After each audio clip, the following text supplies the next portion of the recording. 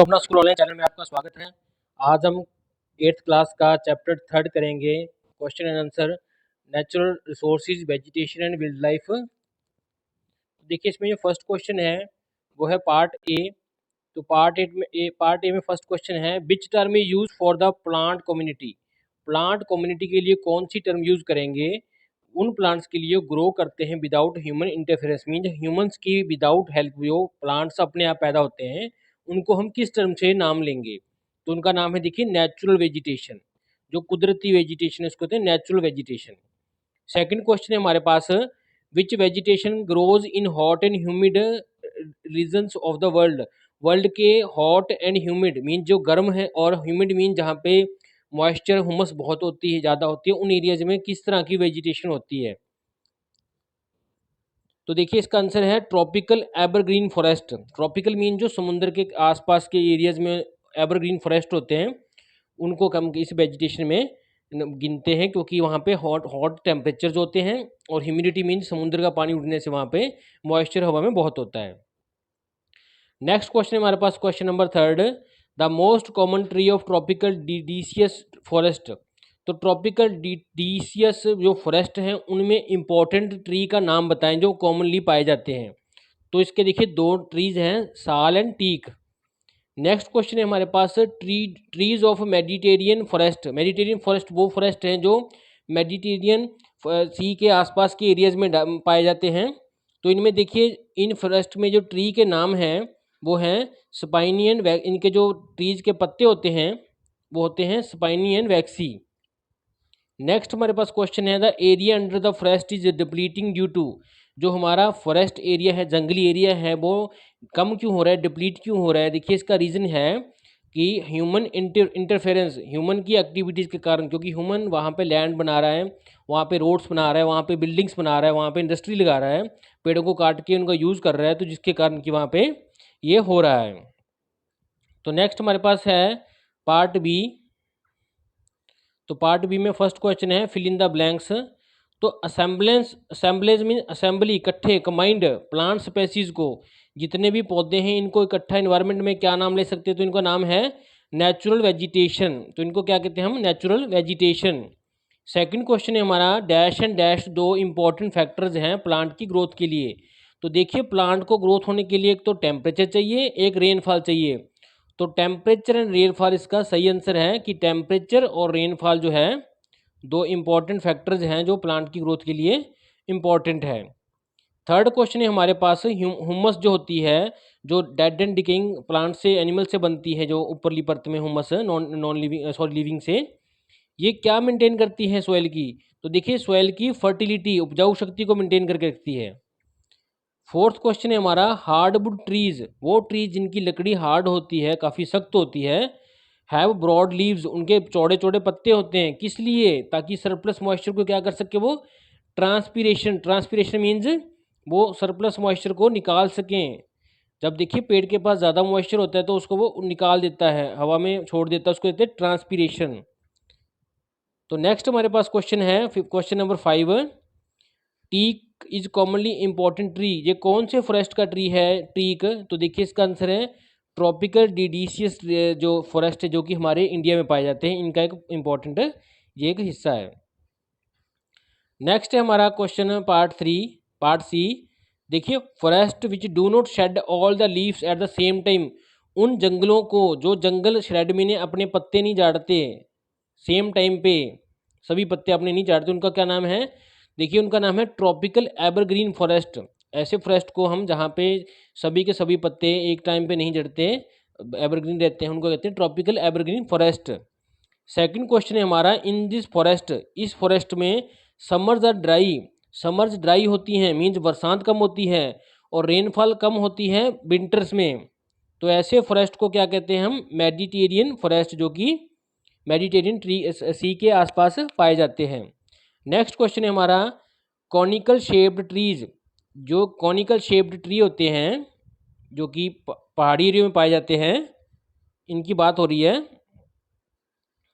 तो पूछा गया जो कॉनिकल शेप्ड ट्रीज हैं वो कॉमन है किन फॉरेस्ट में आते हैं? तो देखिए इनको टेम्परेट सॉफ्टवुड फॉरेस्ट कहते हैं, क्योंकि ये पहाड़ों पे होते हैं और इनका जो टेम्परेचर होता है वो टेम्परेट मीन्स लो टेम्परेचर वाले एरियाज, यहाँ पे टेम्परेचर लो होता है। और इनको सॉफ्टवुड इसलिए कहते हैं क्योंकि इनकी लकड़ी होती है सॉफ्ट होती है ठंड के कारण। नेक्स्ट क्वेश्चन है हमारा क्वेश्चन नंबर 4, एक्ट और process of creating new forest, plants लगा के नए फॉरेस्ट पैदा करना या प्लांट्स लगाना उसको कहते हैं एफोरेस्टेशन, इसका आंसर है। नेक्स्ट हमारा क्वेश्चन है क्वेश्चन नंबर 5, टेम्परेट मीन्स जहाँ पे टेम्परेचर कम होता है, सॉफ्टवुड जिनकी लकड़ी सॉफ्ट होती है फॉरेस्ट की, वो हमारे साउथर्न स्लोप्स ऑफ हिमालय में जो पाए जाते हैं, साउथ की साइड हिमालय की, उनको क्या कहते हैं, उनको कहते हैं माउंटेन फॉरेस्ट। अब देखिए ये मान लीजिए हिमालय है, तो हिमालय के नीचे इंडिया है, तो हिमालय की साउथ साइड ही इंडिया है, तो हिमालय की साउथ देखें तो हम इंडिया आ गया, तो इंडिया में पाए जाते हैं ये माउंटेन फॉरेस्ट्स। नेक्स्ट हम करते हैं part D, why are the tropical rain forest known as evergreen forest. तो देखिए जो ट्रॉपिकल रेन फॉरेस्ट को एवरग्रीन फॉरेस्ट क्यों कहते हैं, क्योंकि देखिए इसका नाम ही बता रहा है कि जो ट्रॉपिकल रेन फॉरेस्ट हैं ऑलवेज ग्रीन रहते हैं, हरे भरे रहते हैं, और नेवर अपने वो पत्ते कभी नहीं झाड़ते, their leaves at the same time, एक ही समय पे, तो इस कारण वो एवरग्रीन दिखते हैं, इसलिए इनको कहते हैं एवरग्रीन फॉरेस्ट भी कहते हैं। Why do the tropical deciduous forest shed their leaves during the summer. तो देखिए ये जो फॉरेस्ट है जंगल tropical deciduous means tropical area से दूर है, यहाँ बरसात कम होती है, ऐसे जो फॉरेस्ट होते हैं वो अपने पत्ते क्यों झाड़ देते हैं अपने समर के टाइम पे, तो इनका नाम भी बताना। तो इसका रीजन देखिए क्या है, these forest shed their leaves, अपने पत्ते झाड़ देते हैं ड्यूरिंग द समर, समर के समय पे, टू कंजर्व मॉइस्चर, क्योंकि समर में गर्मी ज़्यादा होती है, अगर उन ट्रीज़ के पत्ते होंगे तो क्या है उससे सरप्लस मॉइस्चर बाहर चल जाएगा, एक्स्ट्रा मॉइस्चर, तो जिसके कारण वो सूख जाएंगे, तो अपने मॉइस्चर को रोकने के लिए वो अपने पत्ते ही नीचे गिरा देते हैं, तो इन ट्रीज़ के नाम है साल एंड टीक ट्रीज़। नेक्स्ट हमारा क्वेश्चन है question number 3, right any 3 characteristics features, तीन तीन कोई फीचर्स बताओ, उसके कोई गुण बताओ उन ट्रीज़ के जो कि मेडिटेरियन फॉरेस्ट में पाए जाते हैं। तो देखिए पहला इसका फीचर क्या है, ये वाइडली स्कैटर्ड होते हैं, देखिए ये ट्रीज दूर दूर होते हैं। नेक्स्ट क्या है, इनकी जो लॉन्ग रूट्स होती हैं, इनकी जड़ें काफ़ी लंबी होती है ताकि ज़मीन के नीचे जाके जो पानी को सक कर सके, क्योंकि यहाँ पे बरसात कम होती है। और आगे क्या है, इनकी जो बार्क होती है, जो ट्रंक होता है, ये काफ़ी चौड़ा होता है ताकि पानी को स्टोर कर सके। नेक्स्ट क्या बात है इसमें फीचर, इनमें क्या है, इनके स्पाइनियन वैक्सी लीव्स होते हैं, पत्ते लीव्स होते हैं जो स्पाइनी और वैक्सी होती है, जिसके कारण इनका जो एक्स्ट्रा मॉइस्चर है वो वहाँ से उड़ता नहीं है, जो मॉइस्चर है पत्तों में से उड़ता नहीं, जिसके कारण ये इनको पत्ते गिरने नहीं पड़ते, झाड़ने नहीं पड़ते। नेक्स्ट है हमारा question, distinguish between A national park and wild life sanctuary. National park और वाइल्ड लाइफ सेंचुरी में क्या फ़र्क है। तो देखिए जो नेशनल पार्क है वो वेल डिफाइंड एरिया है प्रोटेक्शन ऑफ वाइल्ड लाइफ को, जहाँ पे जंगली जानवर रह रहे हैं उनको प्रोटेक्ट करने का एक एरिया है जिसको नेशनल पार्क कहते हैं। इसके कुछ रूल्स हैं, वो हैं कि कलेक्शन ऑफ वुड, वहाँ से लकड़ी इकट्ठा करना जलाने के लिए, जो टिम्बर और कामों के लिए, वो उसको प्रोहिबिट किया है, हमने इनकार कर रखा है, वहाँ से हम किसी प्रकार से लकड़ी जलाने के लिए या किसी और काम के लिए नहीं ले सकते। अब थर्ड क्या है इसमें फीचर, कि visitors can visit the park, वो विजिटर वहाँ पे पार्क में आ सकते हैं, लेकिन किसी को राइट नहीं है फॉरेस्ट की कोई आइटम को यूज़ करने का। तो एग्जाम्पल की बात करें तो grand canyon national park of USA जो है उसको नेशनल पार्क कहते हैं। नेक्स्ट है हमारा वाइल्ड लाइफ सेंचुरी क्या होती है, उसके क्या फीचर्स हैं। तो देखिए ये एक डिक्लेयर्ड प्रोटेक्टेड एरिया है एक लिमिटेड ह्यूमन एक्टिविटीज़ का, जहाँ पे ह्यूमन की एक्टिविटीज़ बहुत ज़्यादा कम है, कुछ एरिया है नेचुरली उसको हमने स्टोर हमने रख लिया प्रोटेक्ट करने के लिए कुछ एनिमल्स को, उसको कहते हैं वाइल्ड लाइफ सेंचुरी। तो जहाँ पे जो हंटिंग और कटिंग ऑफ ट्रीज़ है वो बैन की हुई है, वहाँ पे ना कोई हंटिंग कर सकता शिकार कर सकता है और एनिमल्स का, ना ही कोई कटिंग कर सकता है वहाँ पे उस एरिया में, ओपन एरिया है लेकिन वहाँ पे कानून लगा दिया गया है। तो थर्ड क्या है, पीपल वहाँ पे लोग फायरवुड लकड़ियाँ इकट्ठी कर सकते हैं जस्ट जो गिरी हुई है, या मेडिसिनल हर्ब्स जो है आयुर्वेद की दवाई वो इकट्ठी कर सकते हैं, वो भी स्मॉल अमाउंट्स में, ना ज़्यादा ना कम, ठीक ठीक अमाउंट में, वो भी सिर्फ रिसर्च पर्पज़ के लिए। इसमें एग्जाम्पल के तौर पे बात करें मानस वाइल्ड लाइफ सेंचुरी जो हमारी इंडिया की है। नेक्स्ट क्वेश्चन है हमारा, सुजेस्ट एनी 3 इंपॉर्टेंट मेयर्स, कौन से इंपॉर्टेंट कदम उठाएं प्रोटेक्शन ऑफ फॉरेस्ट को प्रिजर्व करने के लिए, प्रोटेक्ट करने के लिए। तो फर्स्ट कदम है हमें अफॉरेस्टेशन, हमें ज़्यादा से ज़्यादा जंगल लगाने चाहिए। सेकंड क्या है, हमें लार्ज स्केल पे जो कटिंग हो रही है फॉरेस्ट की उनको रोकना चाहिए कि ज़्यादा से ज़्यादा पौधे जो काट रहे हैं लोग आज की डेट में बहुत ज़्यादा क्वांटिटी में एक ही टाइम में, उनको रोकना चाहिए। थर्ड क्या है, forest must be protected from insects and pests.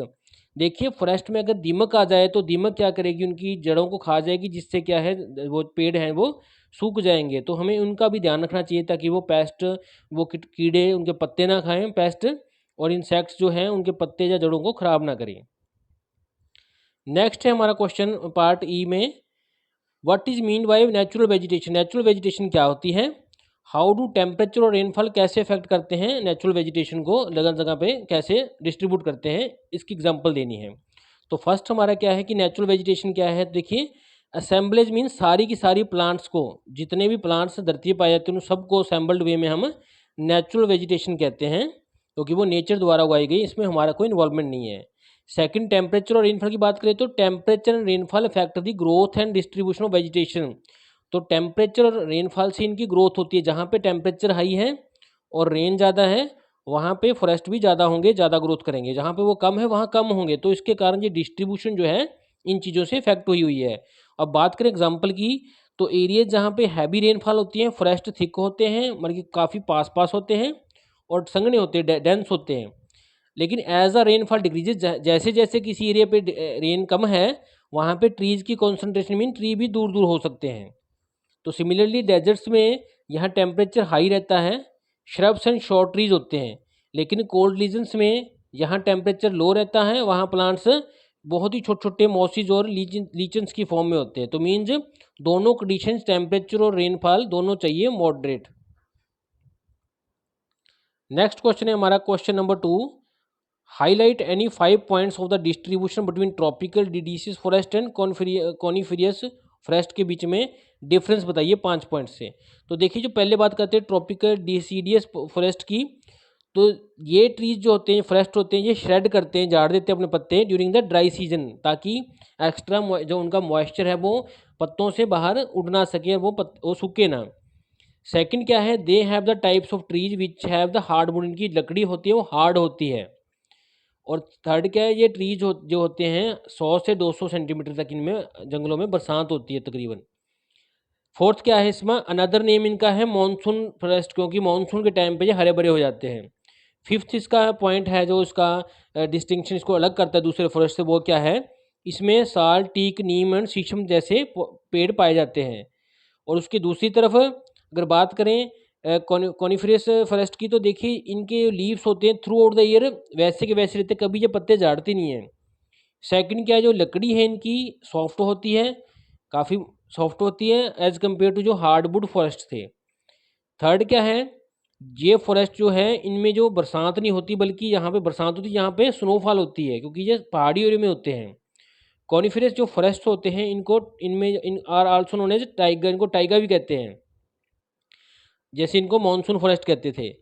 Fifth क्या है, डोमिनेंट ट्रीज, इनमें जो मेन ट्रीज हैं वो pine, spruce and larch larch जो इनके मेन ट्री हैं, जबकि इधर साइड साल्टिक, नीम एंड शीशम थे। तो इनमें ये डिफरेंस है कि इनमें पौधे के पाए जाने का, बरसात की फॉर्म का, पत्ते झाड़ने का, सब चीज़ का डिफरेंस है।